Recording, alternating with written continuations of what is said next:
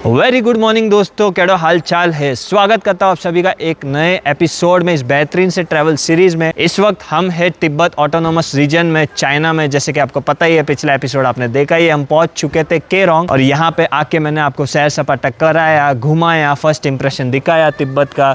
बस वही बात है, होटल के नीचे आ चुका हूँ। ये रही स्कूल और ओए होए मेरे जो लॉबी से जो नज़ारे ना स्कूल के, बिकॉज भैया अंदर इतना बड़ा फुटबॉल कोर्ट है ना, और बच्चे लोग सुबह हो कि शाम हो खेलते रहते। और क्या ही इंफ्रास्ट्रक्चर है, क्या ही रंग है, और अच्छा लगता है देखने में, ताकि के बच्चों को इंटरेस्ट बना रहे स्पोर्ट्स में। रास्तों की बात करूँ तो टिप टॉप है, मतलब कोई खड्डे वगैरह दिखाई नहीं पड़ते, कचरा दिखाई नहीं पड़ता है, सिविक सेंस बहुत ही अच्छा है। हालांकि यहाँ पे आपको कचरा ढेर सारा दिख रहा रहेगा, क्योंकि आजू बाजू के जो भी रेस्टोरेंट्स वगैरह है वो एक जगह पे ऐसे नाके पे रखते हैं, फिर कचरा की गाड़ी आएगी और सब लेके जाएगी। सुबह का वक्त है ना। और अब हम यहाँ से रवाना हो जाएंगे टुवर्ड्स सागा, जो कि यहाँ से 120 किलोमीटर की दूरी पर है। 4-4.5 घंटा लगाएगी।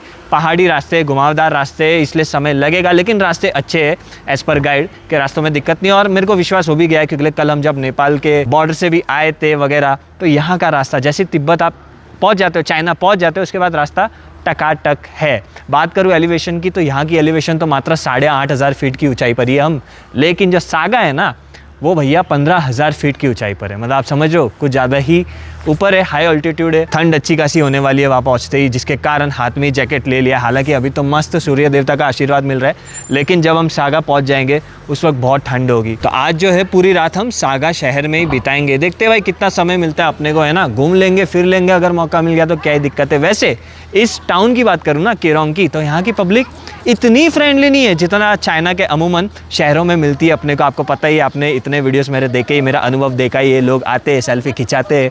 यहाँ पे ऐसा सब नहीं है। हो सकता है कि यहाँ की पब्लिक तिब्बती इलाका है, नेपाल से ज़्यादा दूर नहीं है, समझ रहे हो ना, जिसके कारण यहाँ पे यूज टू है। नेपाली हो गए या फिर इंडियन से यूज टू होंगे, जिसके कारण हो सकता है यहाँ पे इतना फ्रेंडलीनेस, जेस्चर, हाय हेलो वाला नहीं मिलता है। लेकिन ऐसा भी नहीं कि भाई ये रूड है या फिर ऐसा नहीं है। नॉर्मल पीपल है, बस वो चाइना के दूसरे सिटीज़ के हिसाब से इतने फ्रेंडली नहीं है, बस वही कहना चाहता हूँ।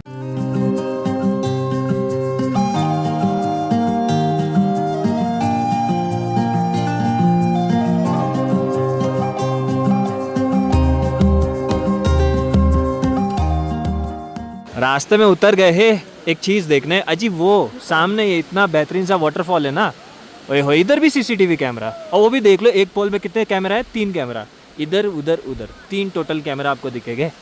जोरदार है इनका सिस्टम। पीछे कुछ कैफ़ेज़ है जहाँ पे आप कॉफ़ी वगैरह पी सकते हो, इधर कैफ़े वगैरह है ना। और यहाँ पे जो है पीछे रिवर बह रही है, और यहाँ पे जो है ये मस्त वाटरफॉल है, जो कि थोड़ा सा हल्का फुल्का याद दिला रहा है मुझे लॉथरब्रुनन की, स्विट्ज़रलैंड में। हालांकि उससे बड़ा था, आई नो, ये छोटा है वाटरफॉल उससे, लेकिन ये पतली धारी वैसे ही कुछ लग रहा है मेरे को। ये पूरा ग्रुप टूर है कैलाश मानसरोवर के लिए, आपको पता ही है, बाय ट्रिप टू टेम्पल्स। देख रहे हो आप? नहीं देखा? ठीक है, बोल देता हूँ, सुन लेना। और क्या भाई, ये जो मैं ट्रिप कर रहा हूँ, ये मैं कर रहा हूँ ट्रिप टू टेम्पल्स के साथ, कैलाश मानसरोवर की। और ये इंडिया का वन ऑफ द नहीं, सबसे टॉप पे आता है फॉर कैलाश मानसरोवर यात्रा। इसीलिए डिस्क्रिप्शन में इनका कॉन्टैक्ट डिटेल्स दे रखा हूँ। जब भी आपको प्लान करना है ना कैलाश मानसरोवर की यात्रा करने के लिए, बिल्कुल आप इनको कांटेक्ट कर सकते हो। अभी कुछ वक्त यहाँ पे बिताएंगे हम, इनके साथ फ़ोटो वीडियो लेंगे, आई मीन वाटरफॉल के साथ। जिसको कॉफ़ी पीनी है वो पिएगा वहाँ पे, और फिर वापस बस में बैठ जाएंगे अपनी जर्नी कंटिन्यू करने के लिए टुवर्ड्स सागा। वैसे यहाँ पे जो स्टॉल है ना कॉफ़ी वगैरह की, यहाँ पे मैं अगर रेट्स देखूँ तो चाय हो कि कॉफ़ी हो कि मिल्क शेक हो, 30 युआन के हिसाब से रेट है। और कोला वोला पीना है तो 10 युआन, मतलब 420-430 रुपये का मिल्क शेक हो कि चाय हो, उस हिसाब से रेट है भैया।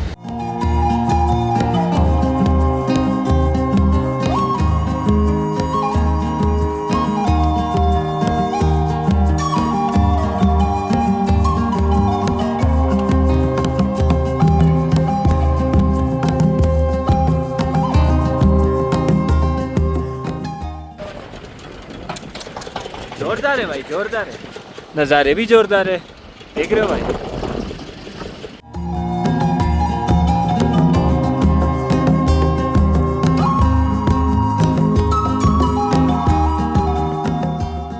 हाँ जी गाइस, सभी को गुड आफ्टरनून। एक नए दिन में स्वागत है जी। नए दिन क्यों अजी? क्योंकि कल हम शाम को पहुंच चुके थे सागा, और उसके बाद जो बैटरी डाउन हो गई, मतलब भाई हाई ऑल्टीट्यूड वाले क्षेत्र ने अपना काम आजमा दिया, कर दिया था। बिकॉज ओ भाई साहब जो भिंगरी आउट हो रही थी, सर घूम रहा था, गैस्ट्रो प्रॉब्लम, कि जैसे तैसे हल्का फुल्का डिनर किया, सो गया गैस्ट्रो की दवाई लेके। सुबह उठा, ब्रेकफास्ट का मन नहीं किया, एप्पल वगैरह खाए, आई मीन टू से ड्राई फ्रूट्स एंड फ्रूट्स खाए, फिर वॉमिटिंग हुई, तब जाके थोड़ा सा अच्छा लगा। उसके बाद अभी लंच किया, आधा डाइमॉक्स ले लिया, उतर चुका हूँ नीचे, धूप अच्छी खासी है।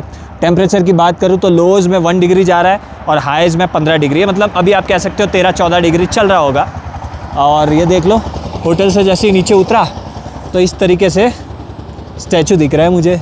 मैंने सोचा स्टैचू के बगल में आता हूँ और आप लोगों के साथ वार्तालाप करना शुरू कर देता हूँ। वैसे जो भी होटल वगैरह है ना, जो ट्रिप टू टेम्पल्स, सब बढ़िया दे रहे हैं, कोई दिक्कत नहीं है। वैसे रूम्स वगैरह में हर एक रूम में 2-2 या फिर बड़ी रूम्स है जिसमें 3 बेड है तो 3-3 के हिसाब से ये लोग दे रहे, तो सही है। और वैसे मैंने इनके रेट्स देखे थे ऐसे, मतलब ये होटल के, फिर चाहे केरोंग में हो कि ये यहाँ पे सापा में हो, आई मीन सागा, सापा नहीं, तो तकरीबन 500 युआन 600 युआन पर नाइट का रहता है, मतलब 7-8 हज़ार की रूम्स रहती है। इसमें कैसा रहता है कि आपका जो पैकेज रहता है ना कैलाश मानसरोवर का, for an example let's say x amount का आपने ये पे किया, आपकी ये आइटनरी है। अब कैसा रहता है कैलाश मानसरोवर का, इनके हाथ में नहीं रहता है। हम इंडियंस या फिर इंडिया के जो भी टूरिस्ट ट्रैवल्स एजेंसी, उनके हाथ में कुछ नहीं रहता है। एक बार आप तिब्बत आ गए, चाइना आ गए, उसके बाद चलती किसकी है? तिब्बतों की चलती है, यहाँ के गाइड्स की चलती है, तिब्बत गाइड्स की चलती है, ठीक है। नेपाली गाइड की भी नहीं चलती है, जिसके कारण जब तक आगे साफ ना होना, मतलब हम जाएंगे मानसरोवर, ठीक है, तो हमको वैसे तो आज जाना था, लेकिन मानसरोवर में इतनी भीड़ है इंडियंस की वगैरह, जिसके कारण एक और दिन एक्सटेंड हो गया, ठीक है। समझो बात को। अब जब हम मानसरोवर जाएंगे और मानसरोवर के बाद हम रुकेंगे दार्चेन, जहाँ से माउंट कैलाश एकदम नज़दीक है, ठीक है। वहीं से परिक्रमा भी चालू होती है। अब वहाँ जाके पता चलेगा कि आगे का सीन क्या है, मतलब क्या ऊपर जब हम परिक्रमा जाएंगे तो वो जो लिमिटेड कॉटेजेस वगैरह है वो क्या फुल है क्या? अगर फुल रहेगा तो हमें एक और रात दार्चेन में बितानी पड़ सकती है। ये कैलाश मानसरोवर का यूनिवर्सल ऐसा ही रूल है, ताकि कि क्या है, हर जगह लिमिटेड रहती है। और अगर इस तरीके से ये लोग ध्यान ना दे तो एक ही जगह में इतनी भीड़ हो जाएगी, फिर रूम्स कहाँ मिलेगी, रुकोगे कहाँ? समझो बात को। तो ये लोग बहुत ही सिस्टमेटिक तरीके से चलते हैं, जिसके कारण हो सकता है आपकी आइटनरी में 2-3 दिन या एक आधा दिन बढ़ भी सकता है। और जब वो 1-2 दिन बढ़ता है तो आपने जो एक्स अमाउंट पे किया है ना मानसरोवर यात्रा का, उसमें 1 दिन का या 2 दिन का भाड़ा जो होटल का रहता है वो भी बढ़ जाता है, ठीक है। मान लो कि 6,000-7,000 रूम का भाड़ा है और आप 2 जन रुक रहे हो तो पर पर्सन 3,500-4 हज़ार रुपये ऐसे बढ़ जाता है, बस वो वाली बात होती है। तो थोड़ा सा फ्लेक्सिबल आपको होना पड़ता है आपके बजट के लिए, ठीक है। बात करूँ इस क्षेत्र की तो यहाँ पे भी पॉपुलेशन बहुत कम है। और यहाँ जब हम आ रहे थे ना, जो 5 घंटे की कल ड्राइव थी ना, रास्ते तो अच्छे थे, 2 बार चेक पॉइंट्स होते हैं, आपके फ़ोटो वगैरह CCTV कैमरा में लिए जाते हैं, तो इस हिसाब से चलता है। पासपोर्ट तो हमारे पास नहीं है, हमारा आपको पता ही है। इसका ये फ़ायदा है कि जहाँ पे भी हमको रुक के पासपोर्ट दिखा के चेकिंग करनी है, वो हमारा सब निकल गया, मतलब वो करने की ज़रूरत नहीं है। तिब्बतियन जो गाइड है, चाइनीज़ गाइड है, वो खुद ही हमारे बैच का पासपोर्ट सब वेरीफाई करके हमारा सिर्फ फ़ोटो ही लिया जा रहा है और हमें निकाल रहा है आगे की तरफ। तो वो एक चीज़, ये बेनिफिट है। वैसे जो मैं रूट की बात कर रहा था ना, माय गॉड, जो लैंडस्केप थे ना वो सेम हुबहू लेह लद्दाख वाले लैंडस्केप थे। मतलब भाई साहब क्या ही पहाड़ के रंग रूप बहुत ही शानदार थे। इनफैक्ट खुला ग्रीनरी, फिर पीछे पर्वत का रंग अलग रहता है। जब हम यहाँ आ रहे थे तो महज 3 किलोमीटर की दूरी पर ही है ब्रह्मपुत्र नदी। जी हाँ, आपको पता ही रहेगा ब्रह्मपुत्र नदी कितनी स्पेशल नदी है। और यही नहीं, कैलाश मानसरोवर का जो क्षेत्र है ना, इतना इंपॉर्टेंट है बिकॉज 4 मेजर नदी वहीं से निकलती है। मतलब कितना सेक्रेट जगह है। आप मान के चलो कि ऐसे टेरेन से 4 नदियाँ निकलती है, जिसका पानी नेपाल, इंडिया, पाकिस्तान, ये सब क्षेत्रों में जाता है। यहाँ पे वैसे फूड, बॉडी मसाज सबकी सुविधा है यहाँ पे भी और केरोंग में भी, लेकिन वो यात्रा करने के बाद ही अपने को करवानी है, अगर करवानी है तो। लेकिन वो भी नहीं पता कि सागा वापसी में होगा रूट में कि नहीं होगा, क्योंकि तिब्बतियन का कोई भरोसा नहीं, जो गाइड रहते हैं ना उनका कोई भरोसा नहीं। जैसे ये परिक्रमा वगैरह यात्रा हो जाती है, उसके बाद जो धपाधप निकालते हैं ना भाई साहब, मतलब बहुत स्पीड में करते हैं टुवर्ड्स नेपाल की तरफ वापस। तो पता नहीं कि केरोंग में रात बितानी है कि सागा में रात निभानी है, वो सब पता नहीं रहता है अभी से, किसी को नहीं पता रहता है। इनफैक्ट ट्रिप टू टेम्पल्स या फिर कोई भी कंपनी, इंडियन कंपनी को पता ही नहीं रहता है भाई। इस तरफ जो सामने है वो मिलिट्री एकेडमी है। आप इनफैक्ट अंदर भी चाइना का झंडा देख सकते हो, ये भाई मिलिट्री भाई जा रहे। और अंदर भी सब स्पोर्ट्स के हिसाब से सब कुछ है, फिर चाहे बास्केटबॉल, फुटबॉल कोर्ट। मैं देख रहा था लेकिन रिकॉर्ड नहीं कर सकता ना, बिकॉज ऐसी सी बात है, मिलिट्री एक्सेस तो नहीं पॉसिबल है, इतना टफ रहता है और नहीं करना चाहिए जो चीज़ अलाउड नहीं है ना। हाँ, इंदुरन हाँ, निशे जोंगोरन हाँ। हाँ, नमस्ते। इस तरफ की इमारतें देख लो, आई मीन छोटी छोटी जो भी है बिल्डिंग है वो देख लो, कितनी रंग बिरंगी है, 3-4 कलर आपको देखने मिल जाएगा एक ही साथ में, है ना। क्यूट लग रही है, प्यारी लग रही है। और ये क्या है, छोटा सा रिवर बोले कि क्या बोले, वाटर बॉडी, पता नहीं भैया, पानी तो इतना है नहीं।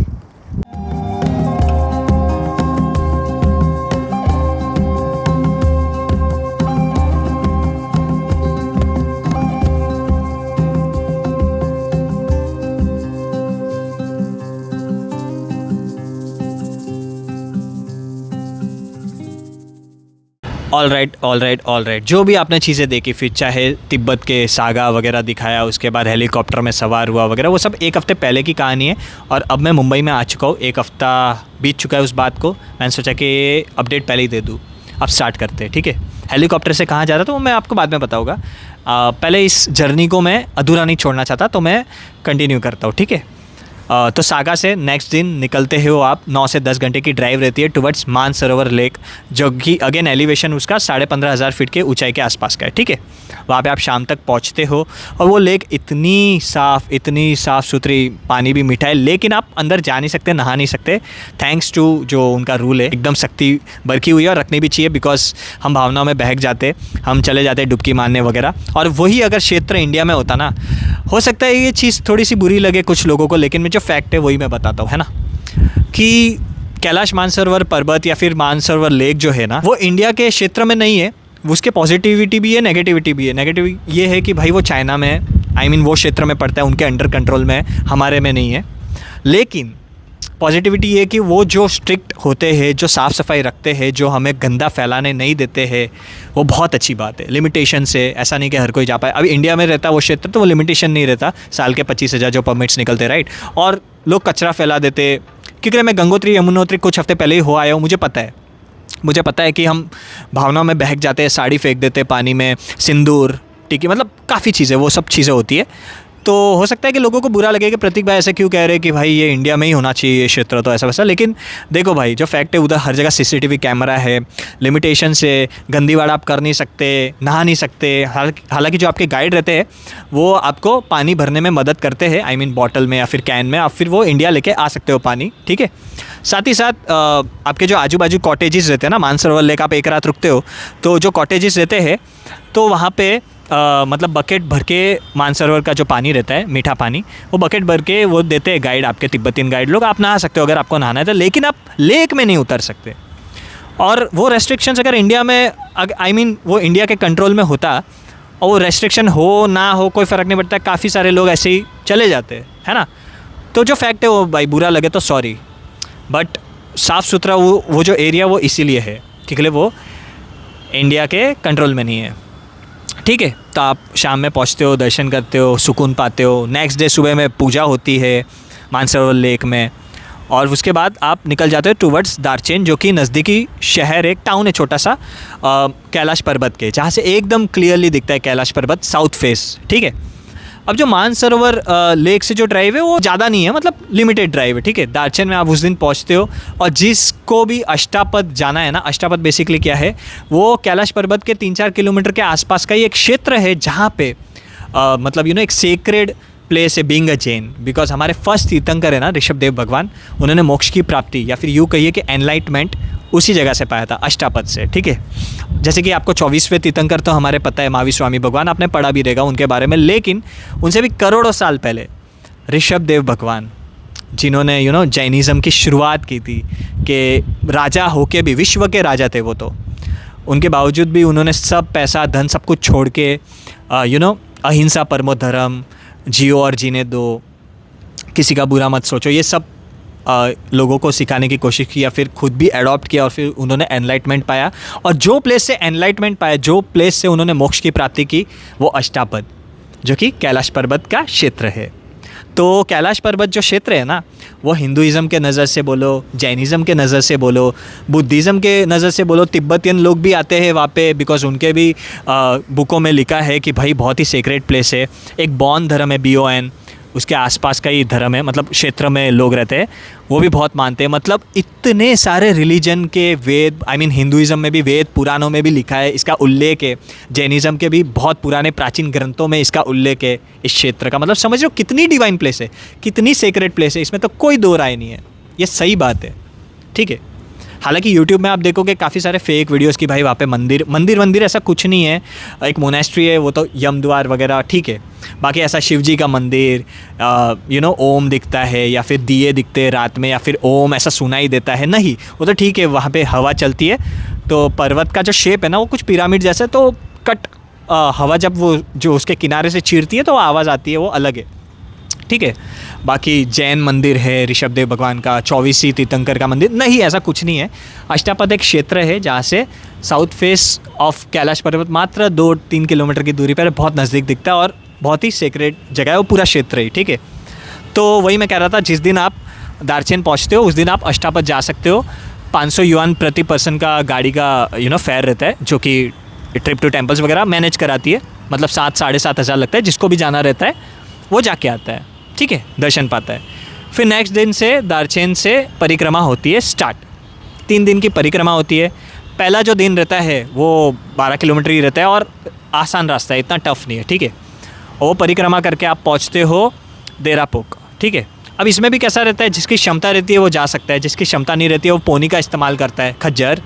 और खज्जर का चार्जेस पूरे 3 दिन का रहता है, ऐसा नहीं कि भाई एक ही दिन का रहता है या फिर एक दिन ही आप ले सकते हो, नेक्स्ट दिन नहीं, आपको 3 दिन लेना है, लो, मतलब वापरो मत, एक ही दिन वापरो, मतलब जैसा आपकी मर्ज़ी, लेकिन आपको पेमेंट तो पूरे 3 दिन का ही लगेगा। और वो जो पेमेंट है वो है 4,500 युआन, यानी कि तकरीबन 70-75 हज़ार रुपया चला जाता है आपका, जिसमें पोनी इंक्लूडेड हो गया आपका। और आपका जो बैग रहता है, बिकॉज 3 दिन आपको पूरी परिक्रमा करनी है, तो आप ऊपर टेंट में वगैरह रुकोगे, तो कपड़े तो वगैरह जो भी चीज़ें रहेगी आपकी इमरजेंसी वगैरह, तो फिर आपका जो 5-6 किलो का जो भी आपका बैग रहेगा वो आपके साथ ट्रैवल नहीं करेगा, वो पोनी में अलाउड ही नहीं है आपकी पोनी में, तो उसके लिए पोर्टर करने पड़ते हैं, ठीक है। तो पोर्टर का, अगर सिर्फ आप पोर्टर करते हो, बाकी बाय वॉक जा रहे हो, तो 1,500 युआन चार्ज है। मतलब आप कह सकते हो कि 22-25 हज़ार रुपया हो जाता है, ठीक है। तो इस हिसाब से चार्जेस है, थोड़ा एक्सपेंसिव है, लेकिन पोनी विद पोर्टर 75 हज़ार के आसपास, सिर्फ आप पोर्टर कर रहे हो तो 25 हज़ार के आसपास ये होते हैं चार्जेस। काफ़ी लोग 30-32% ऐसे भी लोग रहते हैं, मतलब टोटल ग्रुप के परसेंटेज की वाइज करूँ तो, मेंबर्स की बात करूँ तो, कि वो सिर्फ दार्चेन में ही 3 रात रुकते और वहीं से दर्शन करते, ना वो एनिमल का यूज़ करते, बिकॉज एनिमल का यूज़ करना भी नहीं चाहिए, है ना।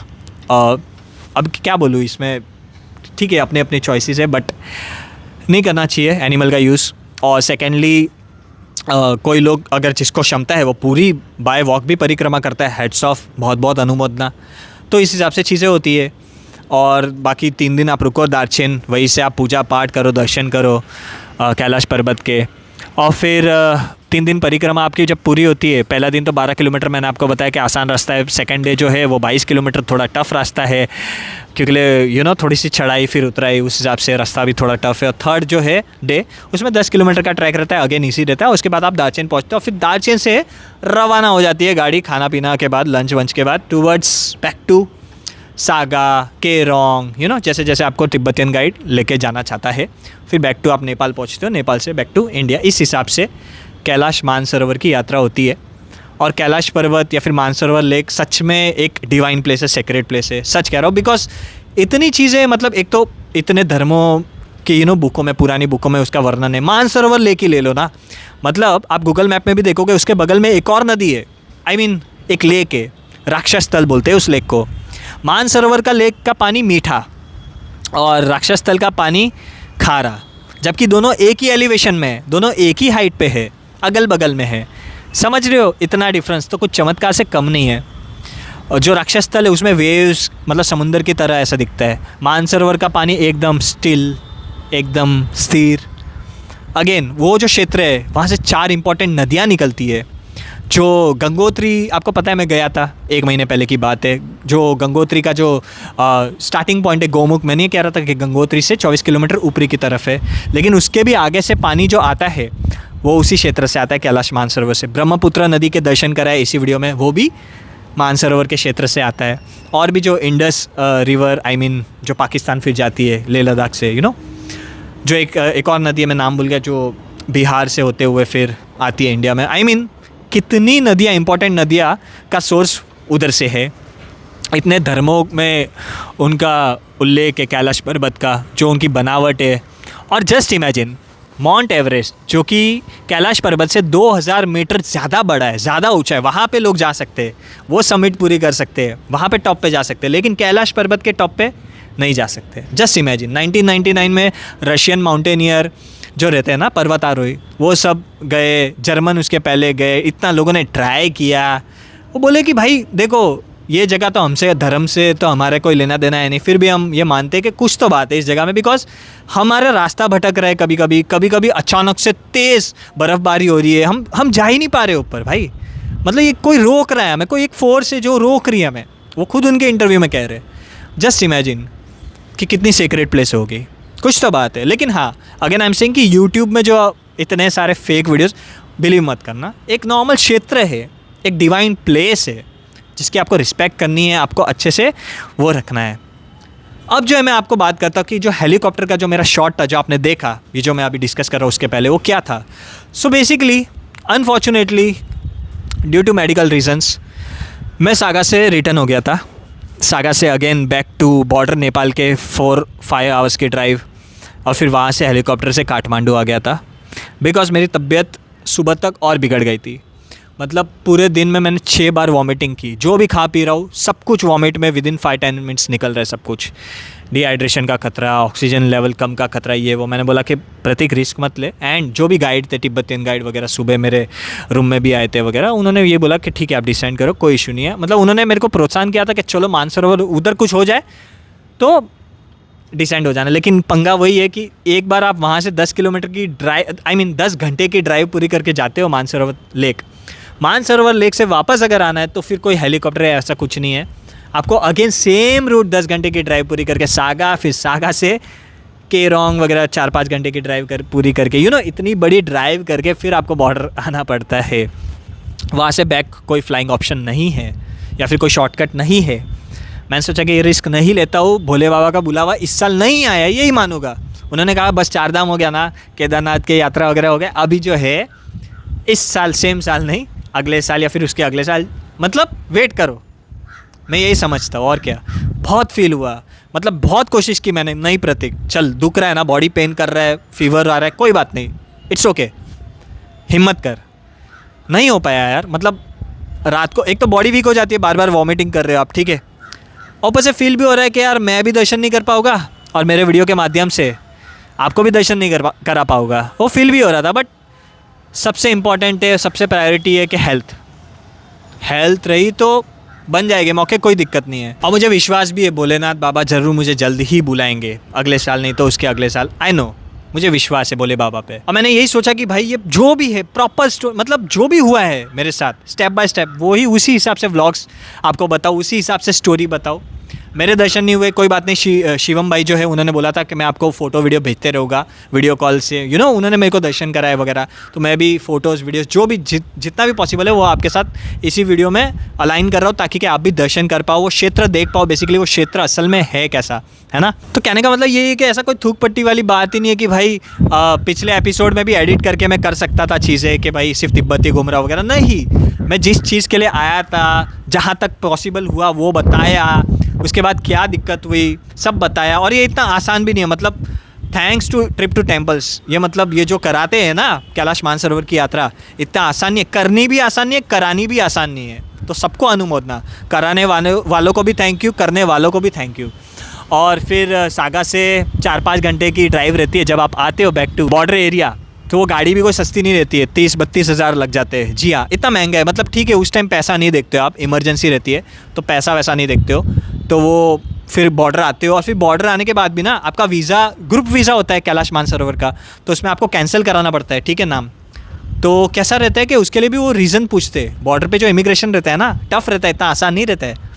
जाने के टाइम भी वेट कराते हैं बहुत, आने के टाइम भी मतलब रीज़न पूछते हैं कि क्यों आ रहे हो वापस, और मेडिकल सर्टिफिकेट्स लगते हैं। जी हाँ, सही सुना आपने।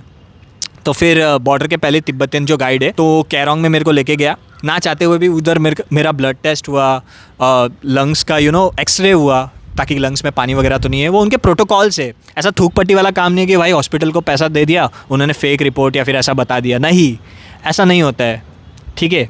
बाकायदा उनके रूल्स रहते कि नहीं, ब्लड टेस्ट तो होगा ही, एक्सरे तो निकला जाएगा ही, सब सही आया, नॉर्मल आया, और फिर वो रिपोर्ट्स लेके आधे घंटे में रिपोर्ट आ जाती है हाथ में, और फिर जो है वो इमिग्रेशन में दिखानी पड़ती है। उसके बाद वो आपका नाम काटते हैं ग्रुप वीज़ा से, उसके बाद आप नेपाल में एंटर होते हो। इस हिसाब से चीज़ें होती है। और फिर नेपाल में एंटर हुआ तो आपको पता ही, आपने देखा ही इसके पहले वाले एपिसोड में मैंने आपको बताया था कि नेपाल का जो बॉर्डर से काठमांडू ये जो रास्ता है ना, बहुत बेकार है। 8 घंटे की ड्राइव बहुत ज़्यादा बेकार है, जिसके कारण मैंने सोचा कि भाई हेलीकॉप्टर से ही जाऊँगा। हेलीकॉप्टर का चार्ज $400 था प्रति सीट, मतलब 38,000 रुपये मैंने भरे हैं। मैं बोला कोई बात नहीं भाई, 38,000 भरे, 22 मिनट की वो हेलीकॉप्टर राइड थी, कितना एक्सपेंसिव है सोचो, लेकिन कोई बात नहीं। हेलीकॉप्टर से फिर मैं काठमांडू आया, 1 रात रुका, फिर नेक्स्ट डे मेरी फ़्लाइट थी काठमांडू से मुंबई की डायरेक्ट फ़्लाइट नेपाल एयरलाइंस की। इस हिसाब से ये कार्यक्रम हुआ मेरा कि आ गया मैं विदिन 1 डे में ही, तिब्बत से बैक टू मुंबई आ गया।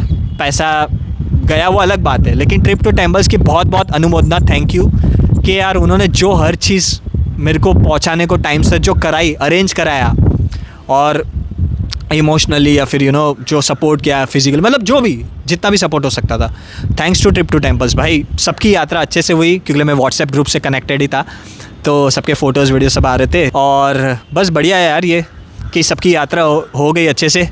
तो ये चीज़ देखकर मेरे को भी खुशी हुई काफ़ी, और मैंने सोचा कि जो भी स्टोरी है, जैसी भी मेरे साथ हुआ, या फिर जो भी ये ट्रिप का होता है, या फिर कैलाश मानसरोवर की क्या क्या रहस्य है, क्या क्या चीज़ें होती है, आपको क्या क्या चीज़ें का ध्यान रखना है। हो सकता है कि मेरी बैक टू बैक ट्रिप्स थी, फिर चाहे 4 धाम हो, उसके बाद मालदीव से आया 2 दिन बाद ही फ्लाई करके गया था नेपाल एंड ऑल, तो हो सकता है। अब मैं क्या बोलूँ, reason I really don't know, बस इतना कह सकता हूँ कि भोले बाबा का इस साल बुलावा नहीं था, अगले साल ज़रूर आए, या फिर उसके अगले साल जब भी आए प्रिपेयर करके जाऊँगा, है ना। तो बस दुखी वाली बात नहीं है, it's a part of life. कभी कभी कुछ चीज़ें ऐसी होती है कि जो आप नहीं सोचते हो वो हो जाती है।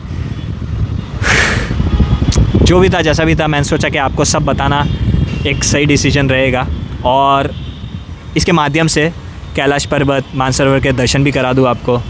अब तक सब घर पे भी पहुंच गए होंगे, बस वही बात है। अब बस कुछ दिन आराम करूँगा, उसके बाद फैमिली को लेके यार कोई ट्रिप करूँगा। जियाना का पासपोर्ट भी आ गया, और जब आप बीमार पड़ते हो ना तो फैमिली के साथ रहने का ज़्यादा मन करता है, तो अभी ट्रिप भी करूँगा। जो भी पासपोर्ट तो आ गया जियाना का, तो बस रितिका जियाना के साथ ही करूँगा। देखते हैं, फिर जल्दी मिलेंगे अगले सीरीज़ में, जब भी जहाँ भी जाऊँगा। Thanks a lot for watching this vlog till and, मतलब इतना ओए होए जो मैंने इतना सब कुछ बोलते गया सब आपने सुना डिटेल में। Thank you so much. और ज़रूरी भी था बताना सब कुछ कि ये इतनी बड़ी ट्रिप, और मेरे को कहीं पे अटकाना नहीं था, मतलब ऐसा नहीं कि आधे में छोड़ दूँ वगैरह, है ना। बोली में ही सही आपको पूरी यात्रा करानी थी, जो कि आई थिंक मैंने कराई। थैंक यू सभी को दिल से, और सॉरी सभी को दिल से कि आपके दर्शन मेरे नज़र से मैं नहीं करा पाया। करेंगे, पक्की बात है, करेंगे कभी ना कभी तो। Love you all, take care and जय हो भोले बाबा की।